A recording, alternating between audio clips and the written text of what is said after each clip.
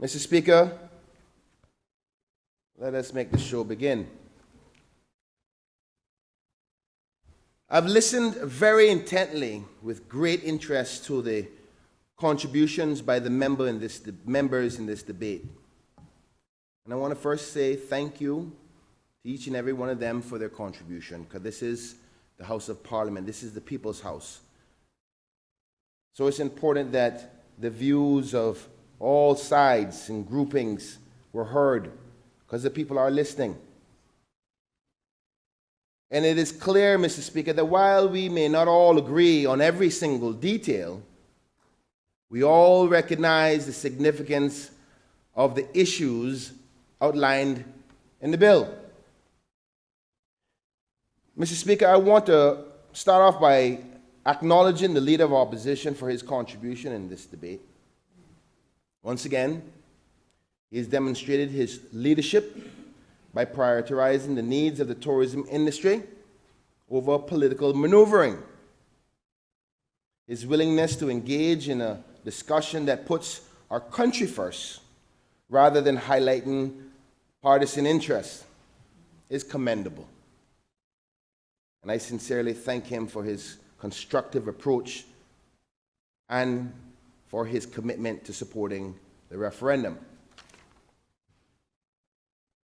Mr. Speaker, I'd also like to acknowledge the concerns raised by the member for West Bay Central, particularly those regarding the timeline and the potential consequences should the referendum fail. You know, at first, Mr. Speaker, before I heard her leader speak, I honestly thought they were valid concerns. She had me convinced. I thought that in respect to what she said, it was sincerity.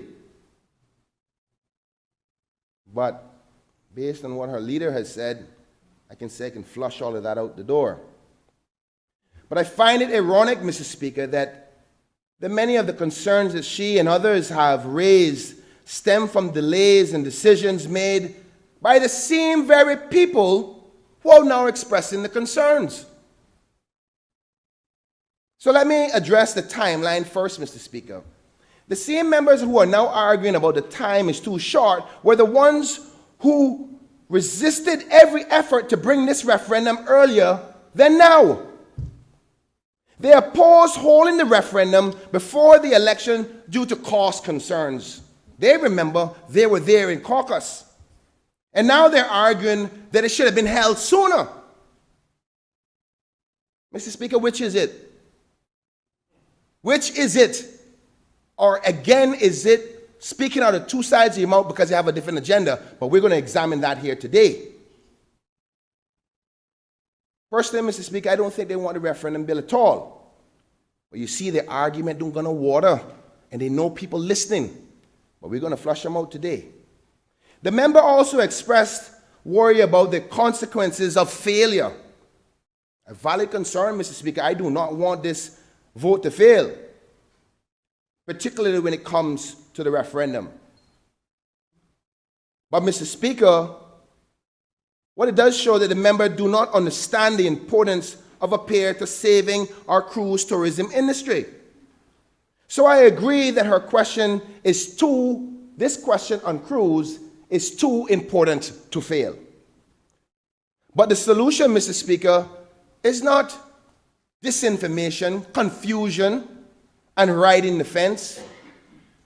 If we believe in it and understand the vital need for a pier and cruise infrastructure, then we must stand firm and advocate for it. Those with ulterior motives, Mr. Speaker, who do not want the best interests of the cruise industry at heart, are counting on that hesitation and fear to derail the process, member. Mr. Speaker, the situation reminds me of a person standing at the edge of a river with the rising flood waters behind them, Mr. Speaker, and the gap to the other side is not too far. And if they jump, they could make it. But instead of jumping, They hesitate, second-guessing every possible outcome and consequences, and in a moment of doubt, the waters wash them away. Mr. Speaker, you see, hesitation in the face of necessity is not caution. It is paralysis.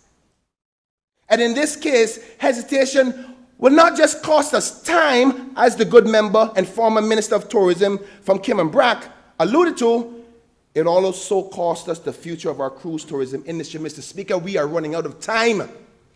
Cruise lines are planning for other locations as we speak because they said, you know what, Cayman Islands is playing games. I got billions of dollars to make. If every member in this House who genuinely believes that there's a need for the cruise pair were to stand united and advocate for a yes vote, this referendum will pass with flying colors. So, Mr. Speaker, the real risk is not holding the referendum, is hesitating and failing to stand behind it. Here's the truth, Mr. Speaker. If we were to add up all the numbers of every member in here who was elected, it would easily, the numbers of persons who voted for them would simply and easily be more than 50% of the registered voters. Therefore, the question we should be asking is not what happens if the referendum fails, and I put it to all the members in here that the real question we should be asking ourselves is, what happens if it succeeds? What happens if we win? Mr. Speaker, the PPM, the TCPP, what do you call them again? I don't want to call them what Arden call them on the radio, because I can get in trouble for that.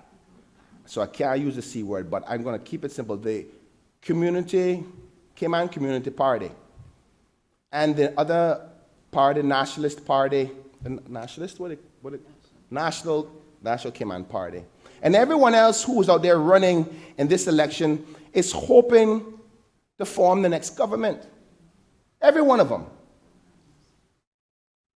That is what we are all campaigning for, Mr. Speaker. So to put the members' mind at ease, let me remind them that the next administration, whether it's either the progressives or a combination of what is left over here with the progressives or the CCP or the Nationalist Party, whichever group that comes together, they will have the responsibility in determining what happens next after the referendum results come in. Once they have gotten the mandate from the people to move forward, the next government, whoever it will be, and if the good member from West Bay South hopes to be the leader, and I'll be questioning that very shortly, if he hopes to be the leader, he needs to start thinking about this. They will have the responsibility to ensure that the pier is built in the right location, at the reasonable amount of cost, and with the proper environmental considerations in place. Unless you don't think that he's going to win. Is that what you're worried about? I would be worried about it too. That is why the question, Mr. Speaker, that we drafted is open-ended. Because no matter how you phrase it, there will always be those who try to nitpick on any question that you put forward, rather than focusing on the fundamental issues at hand. If we specify the location, some will say it in the wrong place. If you included the cost, others will say it's too expensive. If we outline the environmental strategy, they'll say it's not enough. This is precisely why the referendum is structured as the way it is. Mr. Speaker, I've learned by watching the former minister and yourself, and honestly, I feel sorry. I feel bad because I saw what I went through, and that's exactly why I tried to convince my colleagues this is the best way forward, because we're going to end up going through the same exercise that you did 4 years ago. If we did what the four quitters suggested. But we're going to get to that. Mr. Speaker, I think we left the question structured in a way to give the people a choice to say whether they want a peer or not. You know, we get into this question. Some people say, we elect you to make the decisions. And I'm starting to embrace that theory a lot more because the good member from West Bay West says it all the time. You're elected to lead, make the decision. Make the hard choice. But what this question is fundamentally getting at is whether you want to be in the cruise business or not. And I don't think anybody yet has convinced me or suggested that we shouldn't be in the cruise industry. I bet you won't get up and say that because you know every vote gone. Say it. Get up. I'll step down. The good member from West Bay Central is suggesting, Mr. Speaker, that you said that you don't think you should be in cruise. Is that what you said? Sorry, Mr. Speaker. Minister, don't get engaged in that crosstalk, please. Just carry on. Mr. Speaker, please forgive me. I promise it will not happen again. Mr. Speaker, the way we structured the question gave the people a choice to say whether they want a peer or not and allow the next administration of leaders to ensure that the best decisions are made with those concerns in mind. Mr. Speaker, I do believe that the member from West Bay Central, or I did believe up till Monday, that she was acting from a place of genuine concern. And she said that there are too many people in her district depends on the cruise industry. There's so many people, hundreds of people, she said, depend on cruise tourism to make a living. But I question whether she's being genuine. Because the truth is, she's not the only one unique in that regard. All of us have constituents who are in the same boat, and I mean that literally. Worried about the future and how they're going to take care of their families when passenger numbers continue to decline so much that they can't even keep their businesses open anymore. I tell you what, I'm not picking on the West Bay, I'm not picking on the Republic, but I am certain, Mr. Speaker, there is more people in the cruise tourism industry in West Bay than any other district in the Cayman Islands. And that's why I am so blown away by the member of West Bay Central in her remarks. But don't worry. The member from West Bay West and the member of West Bay North will continue to fight for those who are in the cruise industry for West Bay, even if the other two members won't. Sadly, Mr. Speaker, it appears that she and others who express similar sentiments are allowing themselves to be influenced by dissenting voices rather than focusing on the fundamental issues at hand. Riding the fence, fearing that the referendum will fail, is failing the people of your constituency and this country. And any member who's doing that, I urge you to reconsider. Your seat depends on it. Because fearing that the referendum might fail should not lead to hesitation. It should lead to strong action, strong, decisive action for your people. History will not be kind to those who, in the moment of requiring courage and leadership, chose instead to waver and hesitate. This is not time for doubt, Mr. Speaker, not in these days. So if she and others truly believe that the cruise pier is not necessary, or if she's saying that it's necessary, then they should stand up for it, encouraging those people that she knows to vote yes for it. So we can finally get off the pot that we've been sitting on for over 30 years, according to the good member of West Bay West on Monday, and move forward for the benefit of the cruise tourism industry and our country as a whole.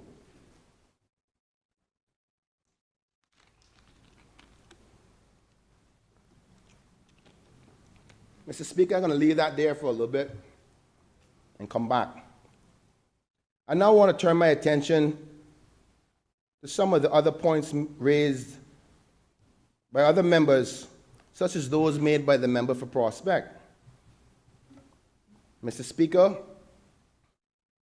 she started out making a point about this being a government-initiated referendum with non-binding results, and then asked, and I quote, "What does that mean to the average person for the cost?" End quote. She also asked, and I quote, "Where is the dialogue that could have been done?" End quote. Allow me, Mr. Speaker, to answer those questions for the benefit of the listening audience so the accurate information can be placed in the public domain. Dealing first with cost. Initially, this referendum was scheduled to be held separately from the general election and was well estimated over $1 million. Wasn't my idea. From the get-go, I said, do it at the election time. The people are smart enough to separate the issue of crews from the election of the member. Nope, they didn't want it that way. So we all said, let's do it before that. But now we're here today, subsequently moving the referendum to election day to eliminate those expenses highlighted. So she can't talk about the cost. The referendum question will be placed on the ballot paper as of on election day, the general election, thereby ensuring that the cost is minimal.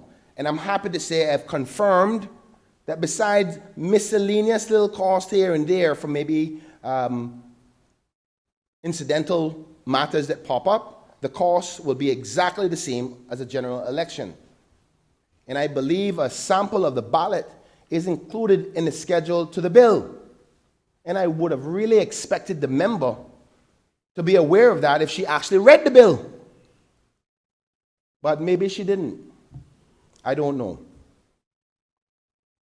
Notwithstanding that, Mr. Speaker, the member raises cost as an issue. If she was truly concerned about the government's spending, perhaps she can explain how she was going to justify prematurely funding a public education campaign for a referendum that might not have even happened. I guess then she would say that was good money spent, in her view, maybe. And that leads to her other point about dialogue, Mr. Speaker. Now, I appreciate the concern about talking to the people, because I agree with that. But the reality is that this referendum could not have been approved much earlier.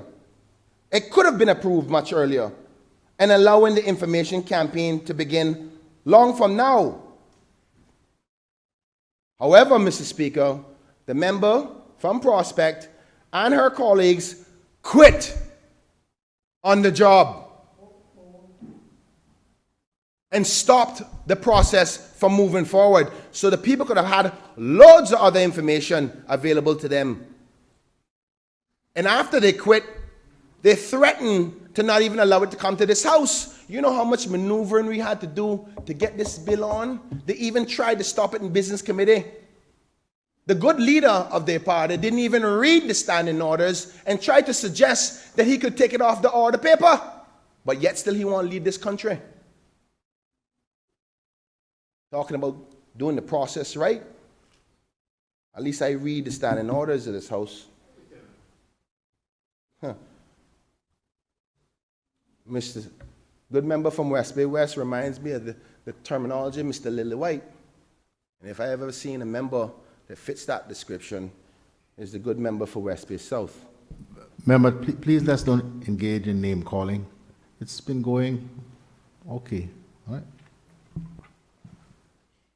Thank you, Mr. Speaker. I did say member from West Bay South, but I get your point. Stay on track of the topic. Pushing the line for the political discussions. I accept, Mr. Speaker. Had that not happened, those members quitting, Mr. Speaker, we'd already be having public debate and dialogue as she's calling for right now. So anyone to blame about the delay, Mr. Speaker, it would be the 4 members who left.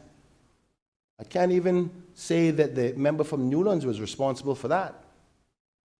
Because after their leader quit on him, it's interesting that they bound up together, but that's a different topic. That said, Mr. Speaker, this is not a new issue. The topic of cruise pairs have been in the public domain for years. The question on the cruise pair is about gauging the public's sentiment on an issue that has been debated extensively over decades, not just the last 4 years, for decades. So it's not some sudden revelation that the people know nothing about. 30 years, Mr. Speaker. 30 years we've been talking about this. What I find most interesting, though, Mr. Speaker, about the member's contribution is her recommendation that the decisions could have been taken on whether we build a pier just by holding constituency meetings. Really, Mr. Speaker? As serious as this is, I'm not sure she saw what your administration went through the last time around. If you think just having constituency meetings to make this decision would be sufficient. So, if she thinks that that's enough to make a decision of this magnitude to be taken by a handful of people, and I say a handful of people because the good member of West Bay South, of West Bay Central, earlier in her contribution said that the importance of the dialogue is so important because they had a committee meeting or community meeting and only a handful of people came out to talk about the pair. Now, I don't know if that's a reflection of them not wanting to come out to talk about the pair or they didn't want to come out and talk to you. But I'm only going based on what they're saying. And then their other member is saying that we should make the decision based on these little small meetings. Boy. Mr. Speaker, I'm sorry, but the democratic process in this country that I believe in and that I'm sworn to uphold would not allow such recklessness. On one hand, she's saying that there hasn't been enough dialogue, but on the other hand, she's satisfied that important matters to determine the country's future by a few people who bothered to show up at a constituency meeting. The people of this country, and by that I mean all of the 25,687 registered voters in this country, deserve to have their right and their say in this referendum.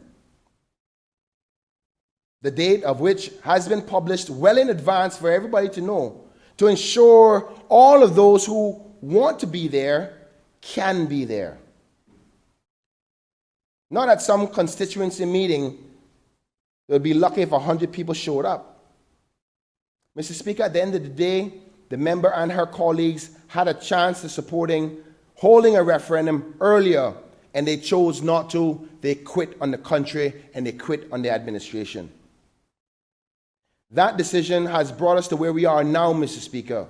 The government has taken every necessary step possible to ensure that this referendum is cost-effective and gives the people a voice on these critical matters.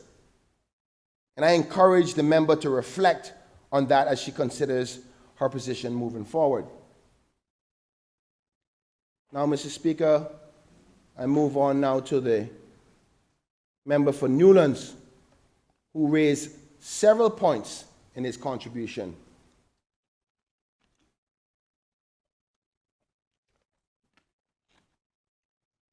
And again, I say to the people of this country, so that they're not unintentionally misled by inaccurate points of view, I will address those points that he highlighted.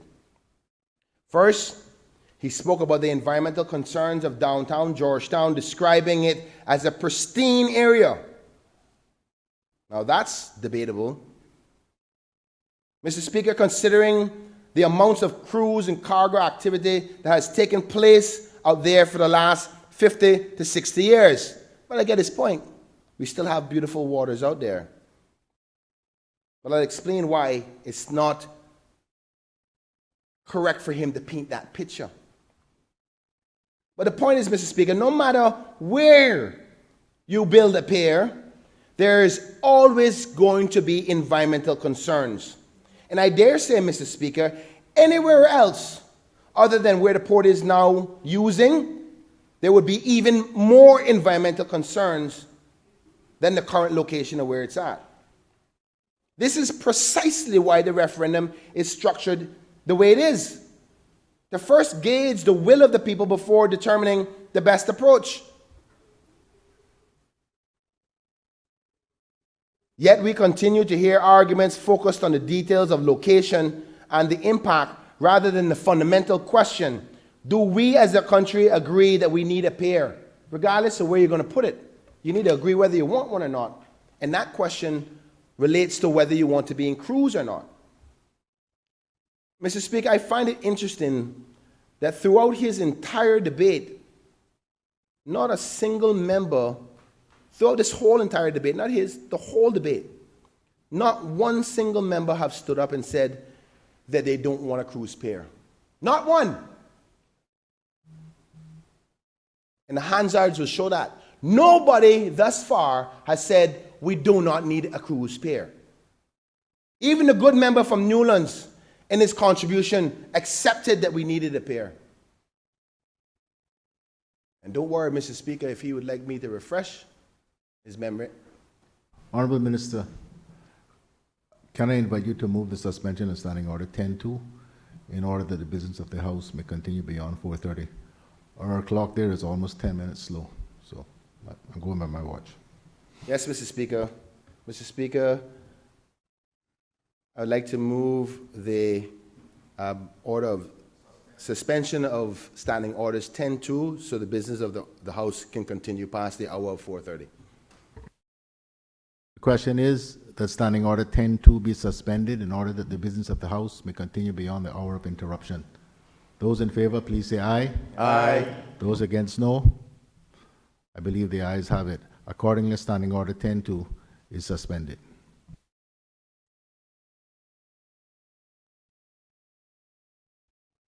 Thank you, Mr. Speaker. Mr. Speaker, if every member in this House was to support the referendum, it would undoubtedly succeed, allowing the next administration to move forward and create a viable project. So if no one is willing to say outright they oppose the port or the pier, then what is the reason for opposing the referendum? What exactly is the hesitation of members across the floor? It is honestly baffling me, Mr. Speaker, unless, of course, they must have some other ulterior motives at play, which is possible, which is strongly possible, based on the conversations that I'm hearing. Mr. Speaker, the member also referenced the thousands of people who signed the petition for the referendum under the previous administration. And I can stand here today, Mr. Speaker, and say I was one of those signatories. But, Mr. Speaker, to be clear, I signed it to ensure that there was a cruise berthing referendum. I signed it because I think the people should have had their say. And I am certain, Mr. Speaker, that majority of the people who signed it didn't sign it to say they don't think we should have a pier. They signed it because they think that people should have their say on it. So this reference to 25% or more, like say that all 25% or more of the voters was against it, is wrong. And I can say that because I was one of them. Yet now the very group that campaigned for the referendum seems to be resisting the actual idea of holding one, which begs the question, was their goal really about giving the people a voice, or was it about stopping the pier at all costs? Now, Mr. Speaker, I want us to examine this for a minute. There's a group that started this movement, which I know you're quite familiar with. Their name is the Cruise Peer Referendum, CPR. Key component is referendum. And then I get a press release saying the Cruise Peer Referendum group opposes a referendum. I mean, you can't make this stuff up. So what was the agenda? Was it about giving the people their say, or was this about stopping something that is essential to thousands of Caymanians' lives? Mr. Speaker, another concern raised was the risk of the referendum failing. And I have already expressed my views on that point. So I'm at loss to understand why so many members insist on focusing on the worst case scenarios. What if the people say yes? How about that? If you're so worried about it, why don't you get out and campaign for it? Imagine how much further along we could be if we secure the future of our cruise tourism industry, if we chose to focus on the possibilities rather than the obstacles. And Mr. Speaker, I'm so tired of people being negative and saying no. What about yes? The Caymanian people are sick and tired of hearing no and seeing hurdles in their way. They want to hear leaders progressing forward, saying yes to things and getting things done for them. Because you see, Mr. Speaker, leadership is about vision and solutions, not about finding every reason under the sun to say no. And Mr. Speaker, they expect to be leaders in this House and be a part of the next administration. Seriously? That's not leadership. The member also spoke about the need to increase the value of cruise tourism. Now, on that point, I agree with him. And the member from West Bay North also spoke about that.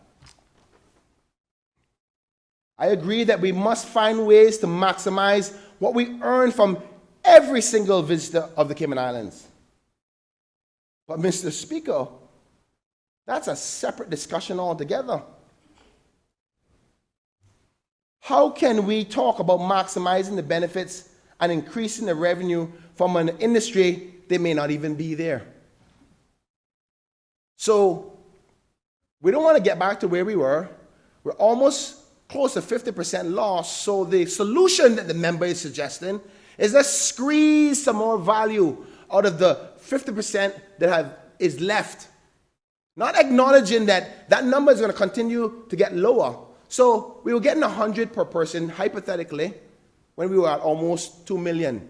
So we cut that in half now, say, all right, out of those million that left, let's get 200 so we can get the same value. So when you get to 500,000, what are you going to do? Squeeze out 400? And when you get to 100,000, which is projected to be the case over the next decade, how much more money are you going to squeeze? Because I don't think you can squeeze any more out of that.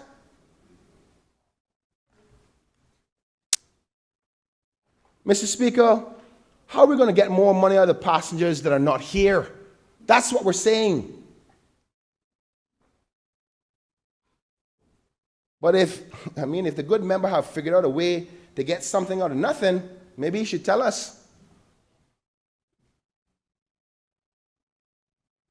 Mr. Speaker, I would like to also talk about the cost, but not the cost of the referendum, Mr. Speaker, the cost of constructing the pier.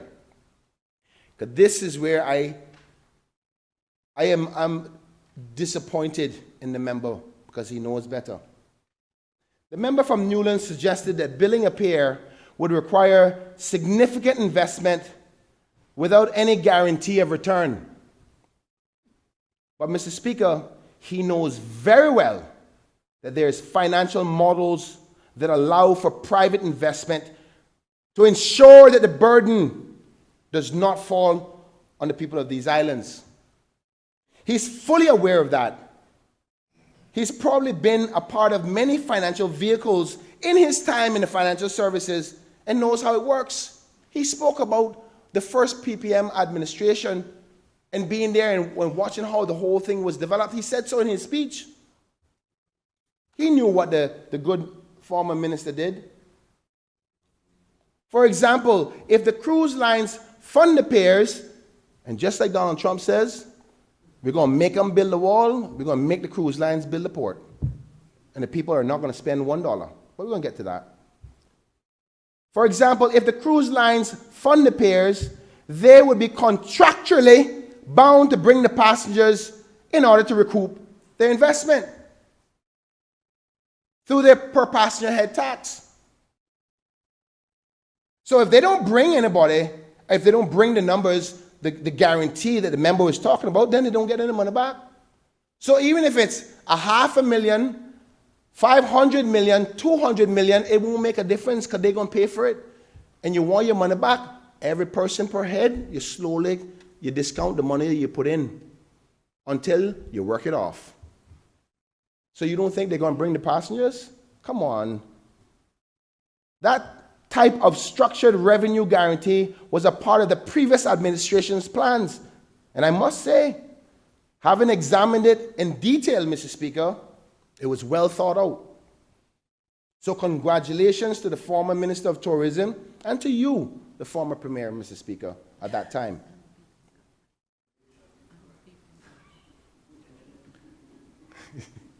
And all of your members, all the progressive members. And I'm certain that the member is aware of these kinds of financial vehicles that can be created to ensure that Caymanians are not at financial risk. Because he's smart, you know. He's smart. Sometimes I think he's too smart for your own good, though. And let's not ignore the fact that major cruise lines are eager to be involved in the funding the project again. Why? Because they see the value in it, Mr. Speaker. They know the return is here in Cayman. So that concern that the member raised is not real, and he knows it. And Mr. Speaker, I'm going to go further. Mr. Speaker, I have publicly released video recordings because I know they were going to bring this up about who's going to fund it. We have sat with the key executives of the major cruise lines that came here and asked them that question. Would they be prepared to fund it? And all of them have committed to being involved. And he knows it. Because I know all of those who want to stop this pier have been watching the progress of the discussions. They watch the videos. You got plenty of views on Instagram.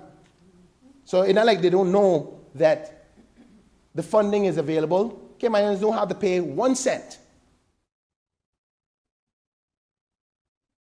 If the public who is listening haven't seen it yet, you can go to the Ministry of Tourism's Instagram page and you'll see the video.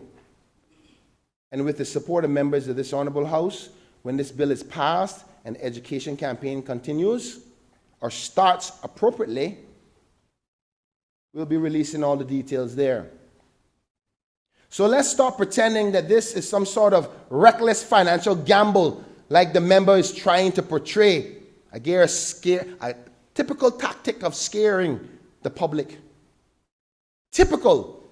Rather than thinking positive, bringing up every negative possibility to stop progress.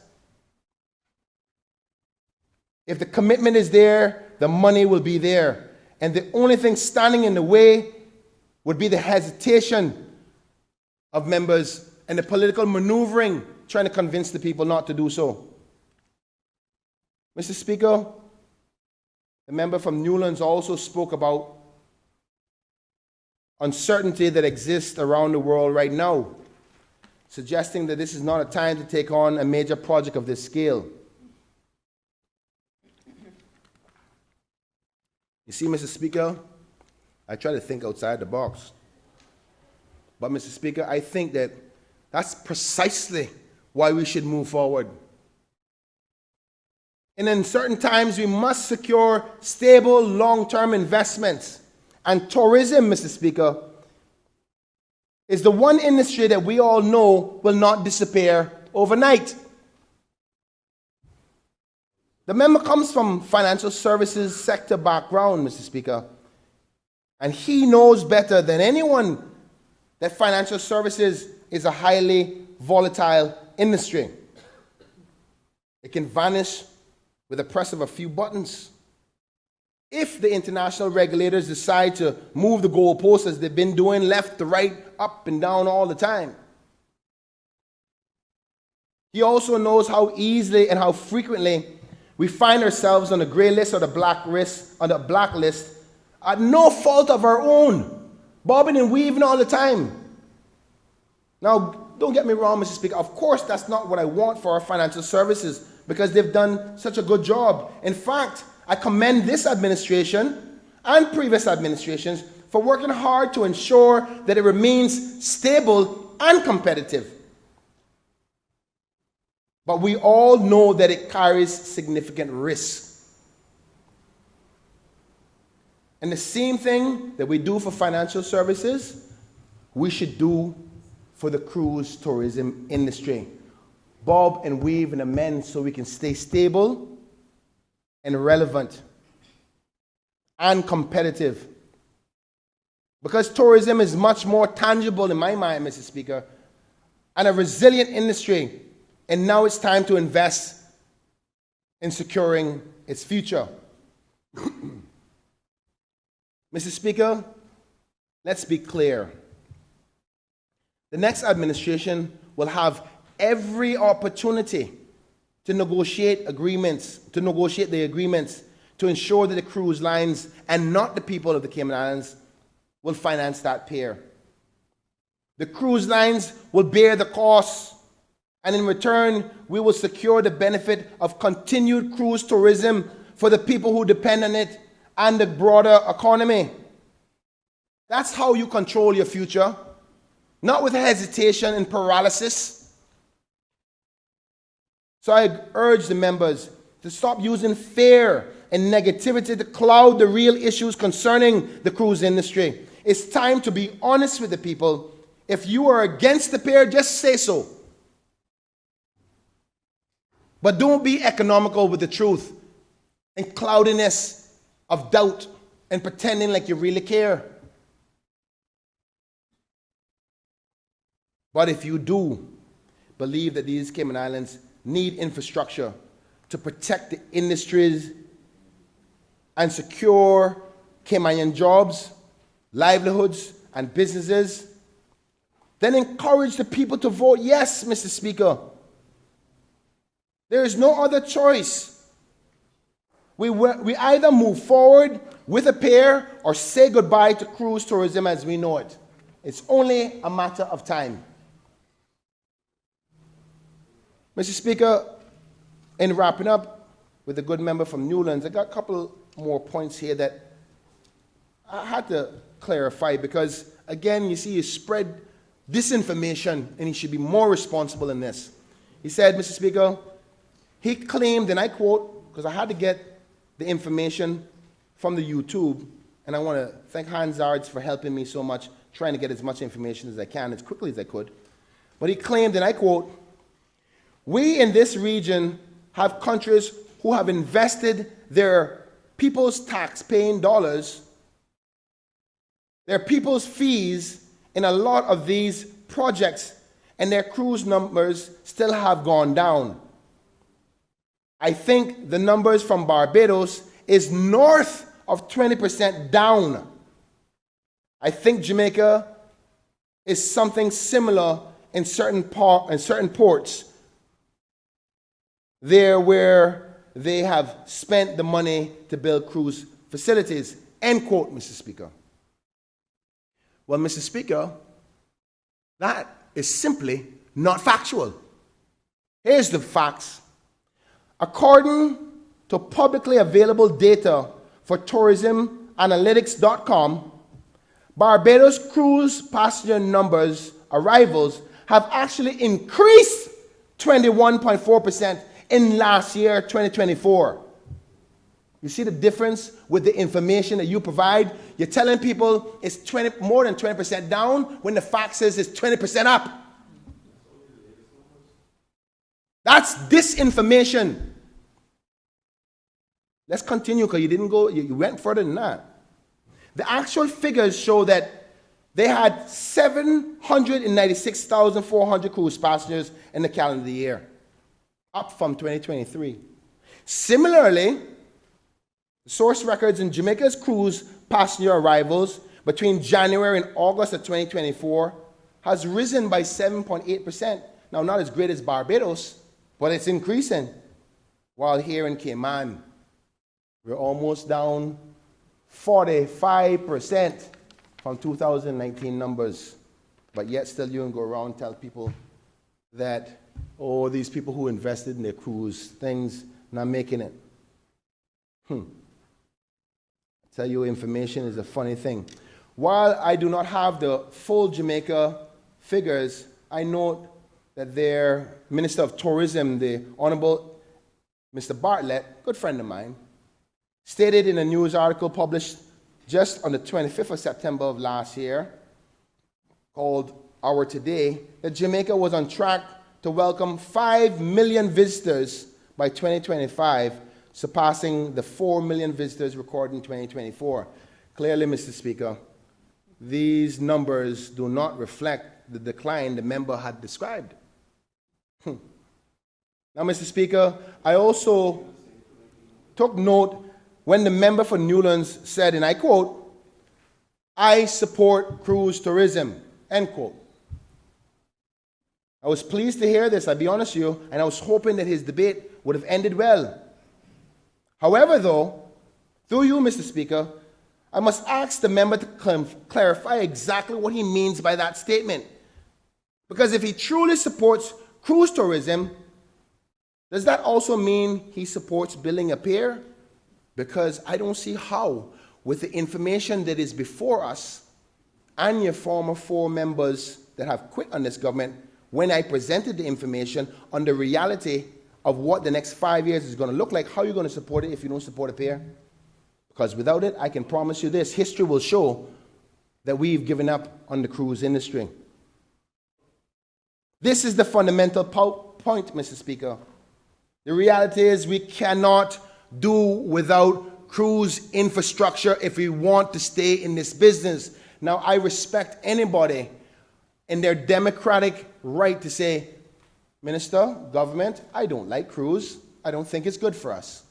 But what I don't like, Mr. Speaker, is when people are economic with the truth, trying to make up fluff stories and hiding it that they support cruise tourism, but they find every hole in the place when they really don't. And exactly why we framed the question the way we did. But we're going to flush you out. Supporting cruise tourism in the Cayman Islands means allowing the next administration to proceed with building a pier. That's what supporting cruise tourism means. Without a pier, our cruise tourism industry will continue to decline, and we risk losing a key sector of our tourism industry. So through you, Mr. Speaker, I'll be happy if the member from Newlands could clarify what he means when he says he supports cruise tourism, because if he truly does, he will tell the public that he supports the building of a pier. But you see, he wouldn't close at that, because I was waiting to write down the note. I was waiting to get the clip, but you never said it, because you're good at your jumping around situation. Mr. Speaker, I now want to move on to the leader of the Cayman Community Party and his comments. Now, boy, I don't know how to handle this one, Mr. Speaker, but I always try to remember what my mother says. We're all Caymanians, and we have to respect each other. So I'm going to try to be as decent as I possibly can. Mr. Speaker, I want to address some of the statements he made during his contribution. Firstly, Mr. Speaker. Honorable Minister, can I say by way of guidance that you should attack his argument, not his person, and then you'll be all right. Yes, sir. Thank you very much. So in his arguments,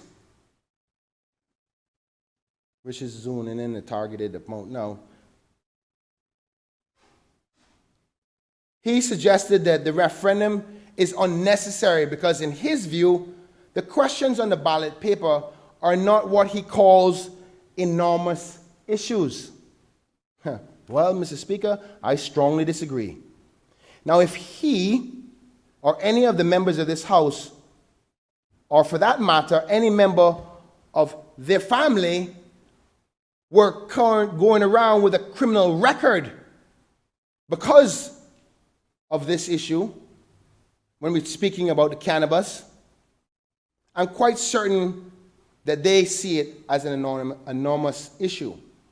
The reality is that this is not an abstract debate from the people that are affected.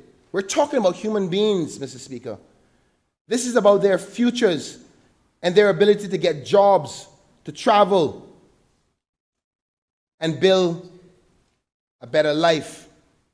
But I'll go a little further on to that in a minute, because I don't want to skip to the cannabis discussion yet, because you notice thus far, Mr. Speaker, I've only spoken about the cruise. I'm going to move on to cannabis discussion. Yes, Honorable Minister, I've noted that with some alarm. You're only 1/3 of the way through? Yes, sir. But the other ones are a lot shorter because I think... Mr. Speaker. Go on. Thank you, Mr. Speaker. Well, they can't say I'm not prepared, as they have alluded. Mr. Speaker, moving on now to the decriminalization. No, let me stay on the cruise for a little bit. Mr. Speaker, I was really disturbed on one thing, the first thing that I noticed in this debate. And I noticed it when I was in opposition too. It talks about conventions of leadership, how the parliament works, and how groups work. And one thing I'll say about you, Mr. Speaker, you never was afraid to lead. Mr. Speaker, when the leader of opposition, the Honorable Joseph Hugh, was the first person to get up, he got up and he spoke on behalf of his group. Mr. Speaker, I sat there waiting to hear from the leader of the other group. And I was expecting him to be the first one to get up and stand and set the tone for his group. But no, Mr. Speaker, he didn't do that. One by one, his members took the floor, delivering their remarks while he sat back watching from the sidelines. Been here 8 years, never saw that yet. You want to be leader? You go out front. That's how it works. Mr. Speaker, I had to ask, what kind of leader leads from behind? What kind of general sends his troops out into battle and remain in the trenches? Yeah, you're probably right. Send them out for sacrifice. Is that the brand of leadership he intends to offer the people of this country? Because if so, Mr. Speaker, I know one thing, he wouldn't set me up. A leader who hesitates, who cowers behind his team, who always allows others to take the heat while he waits to see which way the wind blows. Not the kind of decisive courage leadership our people deserve and expect. I learned that while sitting in opposition.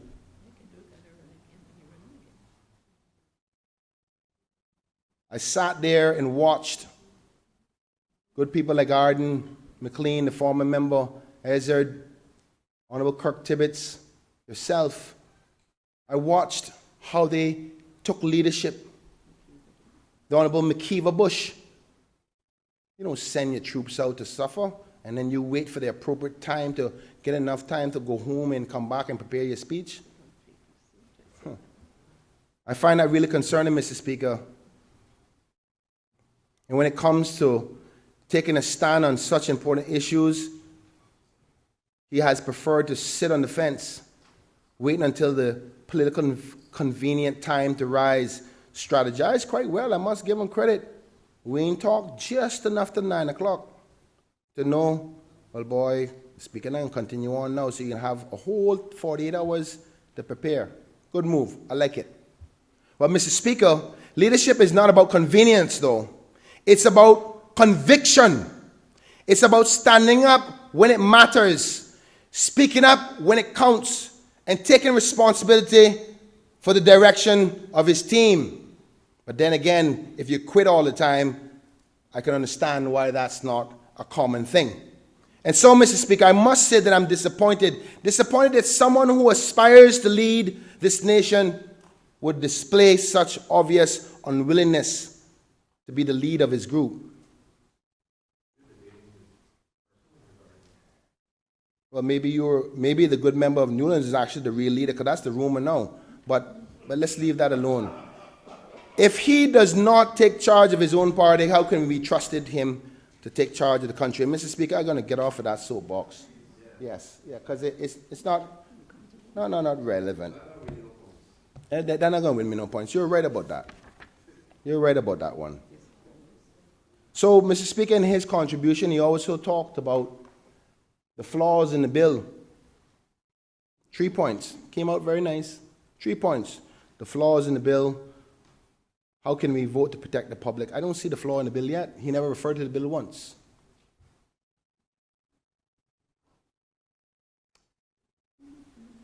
Mr. Speaker,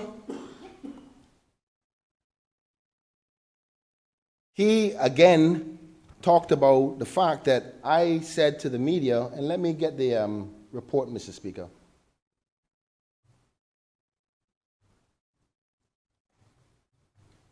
I could paraphrase, Mr. Speaker. He talked about, I said to the media that we were taking a neutral position.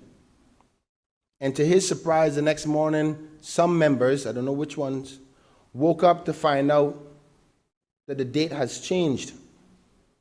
Okay, is he saying that he only supported it then on the basis of the neutral position? Then fine. Get up and tell the people you're taking a neutral position. But stop telling them not to support the referendum. Again, I question their agenda. But, Mr. Speaker, they still can't say why or say that we need a pair, because they know that some people that they support will be really upset. I'm waiting for them, and I encourage the listening audience, those who particularly are in the cruise industry, look at them directly and say, are you going to put it in your manifesto that you are prepared to build a cruise pier in the Cayman Islands? Let's see how much people will be on your side then. Moving on now, Mr. Speaker, I want to say on the subject of cannabis, before I bring in my contributions to a close, I want to briefly clarify that one of the other points that was repeatedly raised in the debate concerning the decriminalization of marijuana, several members of this House made comments about the question, specifically about whether people will be allowed to grow marijuana plants or smoke weed on the streets, similar to what happens in New York, was a quote that I heard in other parts of the world. Well, let me be absolutely clear. The answer is no. Growing trees or smoking in public places was never, ever a part of the discussion. And the members on the opposite side know that. Members know that this was always about one thing: the physical criminal record and preventing Caymanians from having a lifelong record for simple possession of small amounts of marijuana for personal use.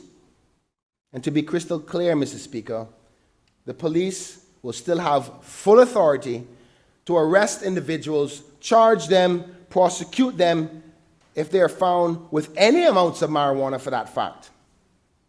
The only difference in this question that we put forward is that it won't be a criminal record. You won't get a criminal record if the amount that you're caught with is a small amount for personal use. Now, whatever that small amount is agreed to once the referendum is passed, and the next administration will sit and have to draft the legislation for it, and then you will know exactly the amount then. But the principle is you would not get a criminal record. All the other things are still going to be there. You'll still be able to get arrested and charged for breaking the law. They will just not get a criminal record, but will more likely have to pay a fine, like a traffic ticket, Mr. Speaker. So this talk about growing marijuana trees and smoking in the streets is complete nonsense. And I urge members to actually read the bill properly and stop misleading the public. It tells me something. When you hear so much about the debate about the public confusion, but if some members are so clearly showing that they themselves don't understand the bill and what it's about, despite having been present in caucus and in cabinet and in this honorable house when we debated it, then no wonder the public is confused about it. Mr. Speaker, have we not been paying attention in caucus or in cabinet for that fact when we discussed it? This is not new information. So when you're talking about the people are confused, you could tell them. Matter of fact, the former premier, who is a lawyer, I dare say, who clearly outlined the specifics of the two referendum questions in full detail. He spent 2 hours talking about it. So why is it that members on the opposite side talking about confusion or whether they can grow trees or they can smoke in public? Were they in this room sleeping? Did they read the bill? Well, what you could have done, and I think you did it, a good member from Newlands suggested that people are still confused, and you're right. They didn't quit. We could have had the information out a long time ago, and they wouldn't be confused, but we'll get the information to them. And yet, instead of doing their jobs and informing the public correctly, they are contributing to the spread of misinformation, Mr. Speaker, whether intentionally or not. Mr. Speaker, I urge all members to read the bill. Please read it, because the public is depending on you. You are the leaders in your constituencies to explain to them clearly and honestly what this will do. It's your responsibility as a representative. You get paid a lot of money. Mr. Speaker, at the heart of this referendum are questions that will have real and direct consequences on the lives of the people we have been here to elect, that have put us here to serve them. This is not just another political exercise, Mr. Speaker. This is about the future of Caymanians, their families, their jobs, and their opportunities in life. When we talk about the cruise pier, we're talking about protecting livelihoods, Mr. Speaker. We're talking about securing a vital industry that puts food on tables of thousands of Caymanians. And the reality is clear. Without investment in our cruise tourism sector, we're risk losing a major contributor to our economy. And we cannot afford to stand still while the world continues to move forward. We must be proactive, Mr. Speaker, forward-thinking, and willing to make bold decisions that ensure our long-term economic security. Not just for today, Mr. Speaker, but for tomorrow and for the future generations to come. So when we talk about introducing a national lottery, We are talking about creating new revenue streams that can directly benefit everyone in the country. Every year, millions of dollars leave our shores from our residents participating in overseas lotteries. We know how much money leaves in remittances because we can track that. But we have no idea how much leaves to illegal gambling. And I'm certain it's in the hundreds of millions of dollars every year, based on the data or estimates by the former police commissioner who spoke to us about this problem. Hundreds of millions of dollars we could have used for better things. But whatever the amount is, Mr. Speaker, why should we allow this money to benefit other countries or other things when it could be used to support education, health care, and community development, and pension, and health, and the things that are affecting our people right here at home?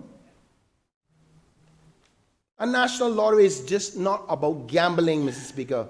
It's about investing in our people, funding social programs, and ensuring that Caymanians reap the benefits of an industry that already exists informally within our borders. But more importantly, Mr. Speaker, I want us to pay attention to this part. It's about making this already accepted practice safer and properly regulated to remove the black market element where criminality lurks in the dark. It is time to take control and use these resources for good for our own people. And finally, Mr. Speaker, when we talk about cannabis, we are talking about protecting lives. We're talking about ensuring that young men and women are not saddled with a criminal record for the rest of their life for minor offenses. A single mistake should not be a lifelong barrier to opportunities in education, employment, or emergency medical care.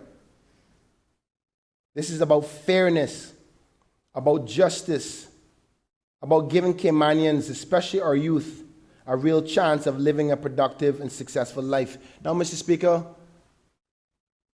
something just came to my mind, my memory.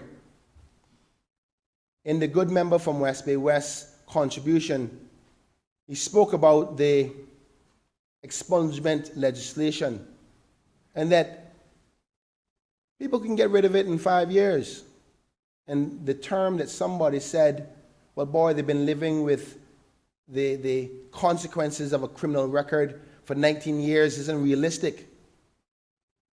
But you see, Mr. Speaker, that's when members don't fully understand what it's like to have a criminal record.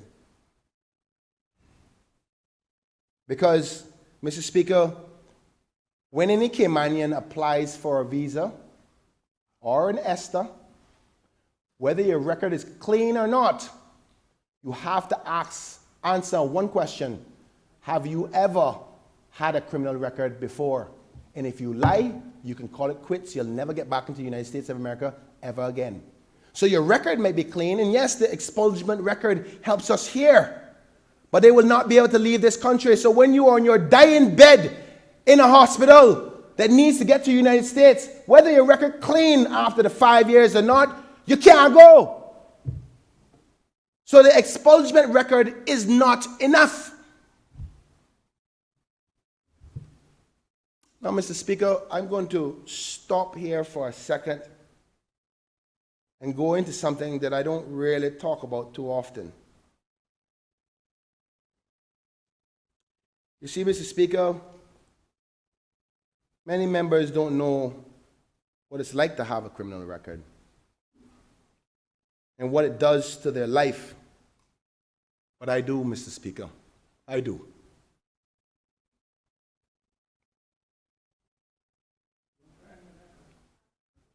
Many people know my story. I made a mistake when I was a young, stupid boy. And thanks to you, Mr. Speaker, who didn't hold that against me,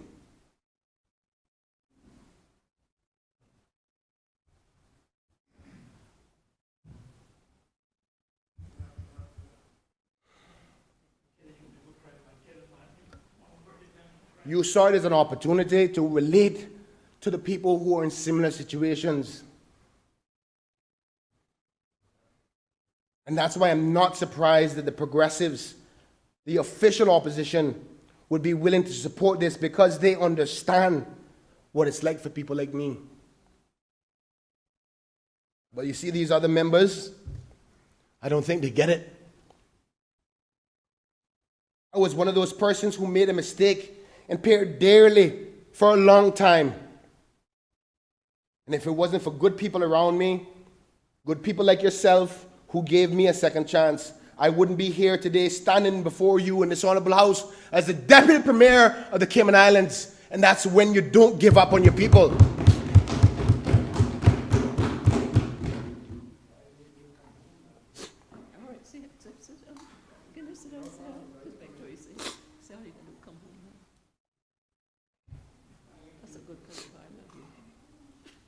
And that's, Mr. Speaker, what we're trying to protect.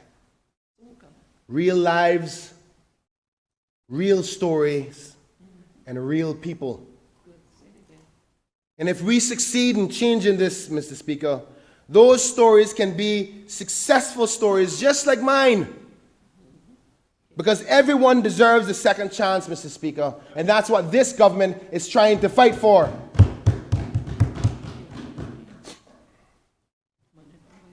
Mr. Speaker, I don't have no pile of money, you know. All I have is hard work that my mother and my father taught me to do. So in closing, I want to be really clear about the referendum. It's not about party politics. It's about doing what's right for Cayman and Caymanians. Because we have a duty as leaders to put aside fear and misinformation and hesitation and paralysis, and to stand firmly for progress and prosperity for these islands that we love so much. And it's time to stand up for people and stop finding no's and start finding some yeses for our people. So in closing, Mr. Speaker, I urge every member of this honorable house to support this referendum. And I encourage every Caymanian that is registered to vote to go out and vote yes. Yes to protecting our economy. Yes to fairness and justice. Yes to investing in our people. And yes to a future where every one of us has the best chances to prosper and strive. That's what this bill is about, Mr. Speaker. Thank you for giving me the opportunity to contribute to this bill, and I hope it's safe passage through this House.